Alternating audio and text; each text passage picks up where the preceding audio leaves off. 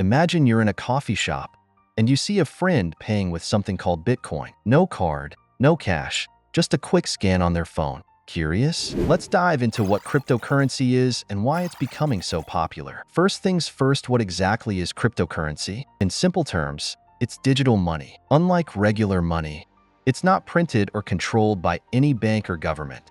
Instead, it exists only online and is secured by cryptography, making it very hard to fake or manipulate. Think of cryptocurrency like a special kind of money you can send or receive online without needing any middleman, like a bank. Let's make it easier with a quick story.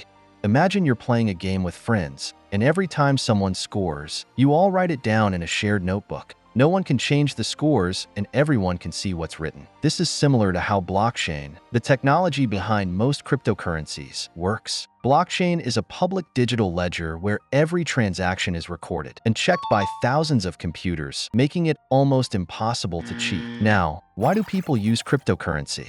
First, it eliminates middlemen. No banks or credit card companies taking fees. Second, it's secure. Transactions are verified by thousands of computers. Third, it offers global access. Anyone with internet can use it, even without a bank account. And finally, some people see it as an investment, hoping the value will rise over time. But remember, values can go up and down quickly. Bitcoin is the most famous, but there are thousands of others like Ethereum, Litecoin, and Ripple. Each serves a different purpose. For example, Bitcoin is often used like digital gold, while Ethereum allows developers to create apps on its network. So, how do you get cryptocurrency? The easiest way is to buy it on an exchange like Coinbase or Binance. Another way is through mining, a process where people create new coins by solving complex computer problems, though it requires powerful computers and lots of electricity. Finally, some companies pay people in cryptocurrency for tasks or services. But before you jump in, let's talk about the risks. First, volatility. Prices can rise or fall quickly. Second,